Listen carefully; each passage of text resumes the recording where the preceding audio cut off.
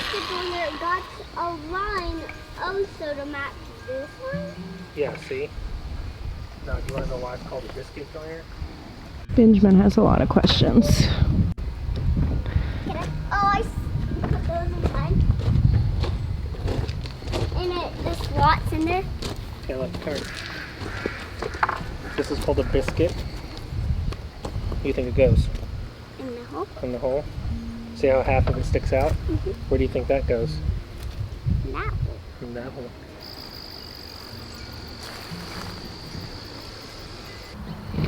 Here's the progress on reclaiming the cottage garden from the growth of this year. We had a lot of annuals that we pulled out, and there are still quite a few things. These sweet potato plants are absolutely insane. I definitely learned my lesson with these. I will never grow these outside of a very contained situation again, because as you can see, this sweet potato that's just everywhere, it's all over. It's taken into this bed, it goes all the way back. It's taken over the teardrop bed on the other side. This started as 2 little sprigs, one here and one there. And they've filled everything and overtook everything. May we admire the sweet potato for its tenacity and persistence, and never plant it in the cottage garden again. But I am excited that this space is about to be back in the forefront of my content making, because it's back into my daily routine. Now, I've not started anything out here yet, but I am getting my plan together. The first time that I plan on really trying to use this greenhouse, like really through the winter. In the past, I really have come back out in like January and started using it again, which is like the coldest part of our year is January and February. But I'm gonna start seeds now, because with the high tunnel, if I have things that are ready to be transplanted, as soon as I have more spaces in the high tunnel, I can move things out of here and into there and just keep starting stuff. So I'm really excited to have this space. I'm anticipating being at home a lot this winter, not making like travel plans or anything like that. We're gonna be staying home through the winter, and for me, that means planning to grow food, because that's just what I like to do at my home. So I'm getting a lot of messages from people about stock and supply for next year when it comes to gardening and homesteading. People asking, what do you think? What should we stock up on?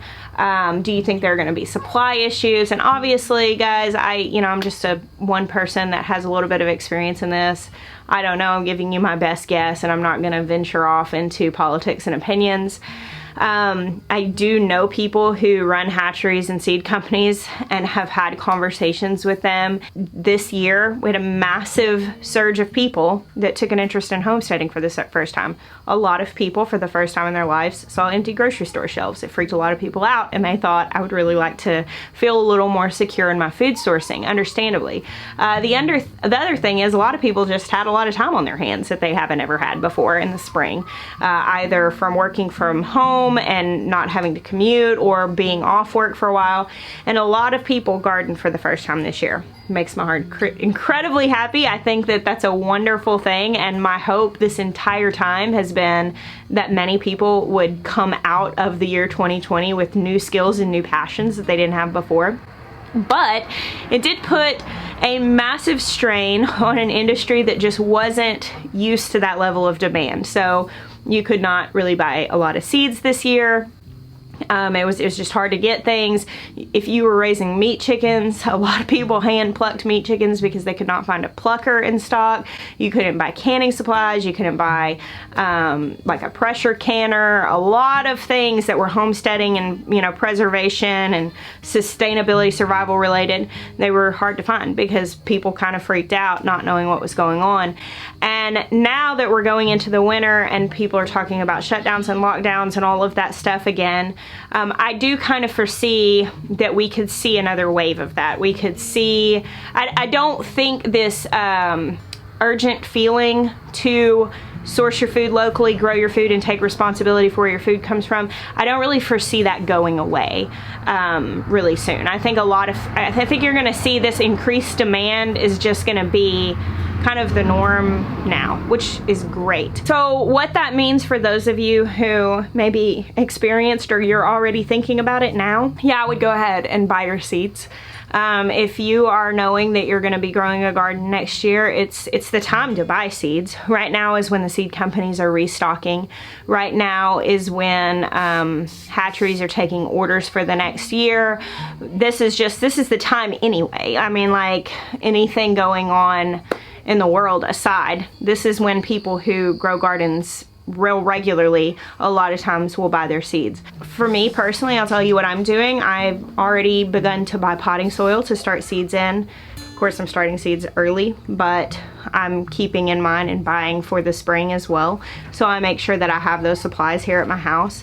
A lot of stuff I already have, like pots and different things like that, but I don't think it would be a bad idea if you know you're gonna need that stuff to go ahead and start looking at it. And you know, if nothing else, it can help you possibly break up the purchases so that you're not having to spend it all in the spring. Maybe you can break it up with paychecks or whatever between now and then. But yeah, I would say it would be wise to be prepared for that. If nothing else, like no matter what happens, you're just dealing with an industry that's having a lot of growth pains right now and supply issues. And as far as the gardening and homesteading community goes, that's just what's happening. So being on the front end and going ahead and getting what you need to do what you need to do, I just don't think that that would be a bad idea. Because like if there's something that you want to grow and for some reason it is out of stock right now, or something you want to raise and the tools you need are out of stock right now, you've got time to still source them between now and then. If you wait until the last minute, for instance, a lot of people ordered meat chickens this year and then they had to hand pluck, because when it came down to ordering their plucker, because they put that off, understandably they're expensive, then it came down to it and they weren't able to get what they needed. And that's a situation that's just not fun to be in. Still no frost here. The other day we got really close, but much of the garden is still alive. I'm really surprised. I really thought it was going to freeze early this year. And here before too long, we'll probably go ahead and start cleaning this garden out. On our farm, what I do for amendment for our soil is at the end of the season like this, we'll go through and most of the plants, we cut them off at the soil. We leave the roots in the soil. They'll break down. That adds organic matter back to the soil. In the case of like bean plants or pea plants, those are nitrogen fixers, and so they actually will, as they break down, they add a lot of nitrogen back to the soil because they store it in little nodules on their roots while they grow, but it doesn't go back into the soil until they're dead. So we leave all the roots in. I'll come in, and what of this mulch is not broken down yet, we will scrape it off the top, put a few inches of compost on the top of all these beds. We don't mix it in, we just lay it on top. And then I replace the mulch that we've already got, and then, you know, after everything's planted, we'll add a new layer of fresh mulch. It's a big job. It takes a lot of muscle. Y'all, look at these Mulino roses. Aren't those extraordinary? Hey, bud. What's up, Dr. Ennis? Hi, Manny. Hey, mister. This yard has lots of buff tan animals, doesn't it, Dr. Ennis? I don't really want to pet you. You smell. You smell.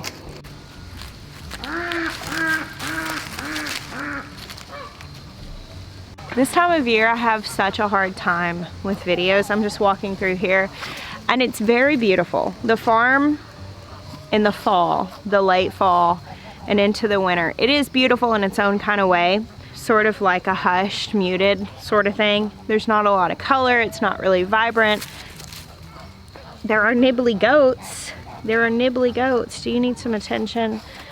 I've really struggled in the past to appreciate this, and I've been making the conscious choice over the last couple of years to not just be in a desperate case of the doldrums by February or March. I make the conscious choice to try to really appreciate the beauty.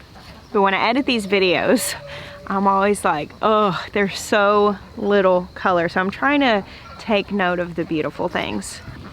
Like these lovely hens. And this hair nibbling goat. Why, mister? Why? Look, now he's gonna ignore me. Every time I crouch down, he starts biting my hair. Hey, girl. Hey, Clover. Oh, look how wide she is. It's hard to tell with Clover. Everybody's like, wow, she looks like she's about to pop. But honestly, she's just fat even when she's not pregnant. So it's hard to say.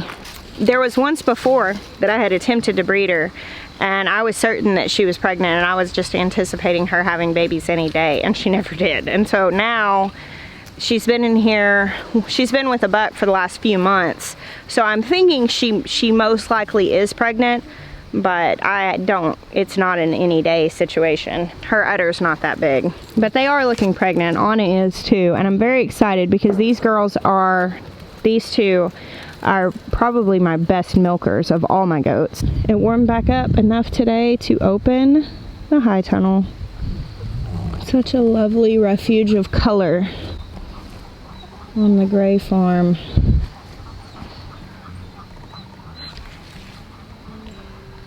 These banana peppers sure do take on a pretty purple streaking where the light hits them the most. They're so tasty too.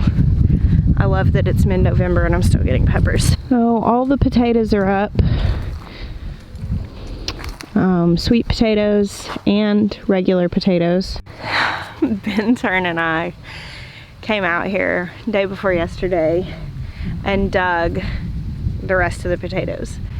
And I don't know if you can tell, you probably can't, but I've pulled something in my neck so bad, and I did it digging potatoes. I don't know, I've dug potatoes many times this year, obviously, moved dirt, and I've not done this. I don't know what the deal is. But I went to the chiropractor yesterday, and it got some better yesterday. It was quite a bit better. And then I woke up this morning and I could feel it again, and throughout the day it has gotten increasingly worse. Oh. Now, right behind me, where I grew my sweet potato patch this year, and my potatoes behind it, I'm actually thinking, Ben Turn and I were discussing this while we were digging these, and you know, we have our chickens back here with the chickshaw, which we built using Justin Rhodes plans, and we have the Gallagher electric fence and a solar panel, so we can move that wherever we want to. The coop is movable, the fencing is movable, and the energizer's movable. And the hope was to use those chickens to prepare these garden places, and they've done a really great job on the old garden patch, but not where the ground wasn't broken. And I think what we're going to do, because we have all these baby pigs and they're about 4 or 5 weeks old now, and we need to wean them at 8 weeks. Last time we let them stay on their moms too long and it was really rough on the moms, so we need to wean them at 8 weeks. And we actually are going to wean them into a netting on this area, because I would like for them to go ahead and dig and get all of the little bits of potato that I missed. And they will. Pigs will do that. And so we're going to put them over here for the amount of time that we keep them. They are going to be going to new homes, and they're already spoken for. But we're gonna keep them over here and just give them a couple of weeks in this area before they go to their new homes. Make sure that they're all thriving on feed before we send them off. And then after that, we'll move the chickens over here, and this space will be all ready. Another thing that you guys have talked me into doing differently is I was considering just putting my potatoes and sweet potatoes back in the same place, because I was anticipating like volunteers and stuff. But I don't do a ton of crop rotation, and I've had people argue that it's not super necessary when you're not doing a lot of tillage. But many people told me that it's best to move your potatoes because they're very prone to disease.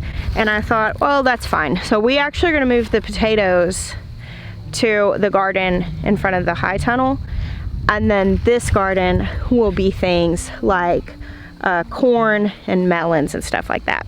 This back space is gonna look so different though, because we're putting up the barn here for the goats, and these gardens are gonna be so full. Oh, I can already envision it. So you have to be so careful and intentional not to just live months ahead, and just live in the moment, enjoy the season that I'm in, embrace it for the fullness of what it's for. This is a lovely time to rest and recover. But I'm already just dreaming of the farm in spring. Hey girls.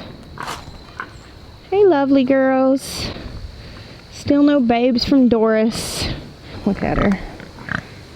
She's getting so big. Looks like the baby pigs already went to bed. I'm not gonna go wake them up because then they always rush their moms to nurse and then I feel so bad. I don't want to be that person. I've raised too many babies to have any respect for the person who comes and wakes the sleeping babies just so they can look at them. So we're gonna let them sleep. Oh, they heard me. Dang it, I was unintentionally that person. Well, since they're up, we'll go say hi. Hi. Hi, babies. Hi. You're so cute. Hey, lovely. Oh, girl. Here, I'll share one of my peppers with you. You want it? You want it? Oh, yeah. She looks really close. She's got plenty of bedding in here, so really it's just any time now. Yeah, the babies are demanding to nurse. I gave the mamas my peppers as an apology. I'm sorry. I'm so sorry. I am really glad that Doris waited, at least. I mean, I would love it if she would have those babies here in the next few days because it's warmer. It's warmed up a little bit. Mangalitas, they're fine. You can see they have that curly coat and they are okay with cool weather. In fact, we've had them farrow when it was close to freezing outside before and it's never been an issue. But personally, I prefer it when they do that, when it's just a little warmer outside. So I'm glad she made it through these last couple of cooler nights and maybe she can have those babies soon. I'd really like to be able to see it. So thank you guys for hanging out with me tonight on this little farm walk. I wasn't gonna shoot a video today because my shoulder and neck were hurting and I thought, nah, but I walked outside and the light was so nice and the farm was so lovely that I just thought I would take you along with me to check it out. Thank you for hanging out with me today. I bless you. Until next time.